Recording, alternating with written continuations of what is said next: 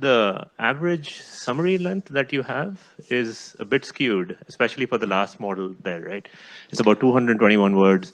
So I'm just curious if you had any effort to like normalize the summary length, either by prompting these different models, or is the average just off because maybe a few examples had So I really mean, large summaries?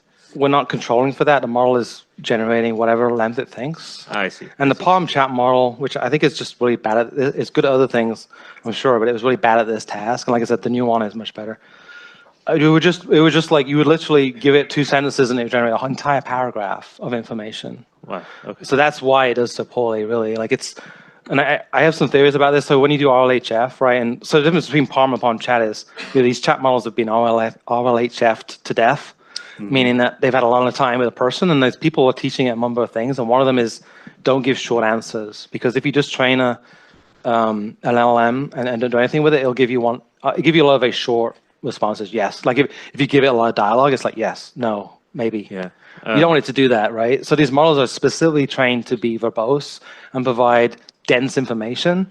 Unfortunately, that also means they're also more prone to hallucinating, exactly. and at least, and didn't seem to be controlling for this in the earlier model. So basically, the length of the generated text also correlates with the hallucination rate. Is that what you've seen? I mean, you could do an analysis here. It's that with that model, yes, because you'll see, it's weird because Palm chat was the longest, and then Palm is the shortest. Now, our internal, and we haven't finalized results yet. He's seen a very big change in that with a newer model. So they've definitely done something to correct for that. But there's something tallying there. There's something going on.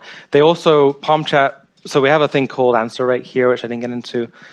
So the models will refuse to answer the question. So we have to filter out those responses. And so the final data set, we started with 1,000. The final data set we analyzed is only the 830 answers that all of the models would answer, or summaries they would all summarize.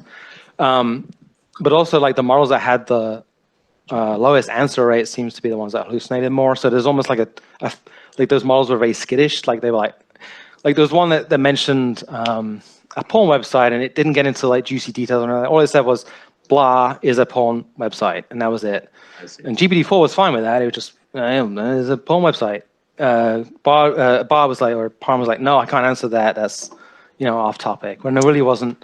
It was really just stating a fact without getting into anything that was inappropriate. There were other articles about violence where it just mentioned some violent acts without getting into a lot of gratuitous detail. These are news articles again.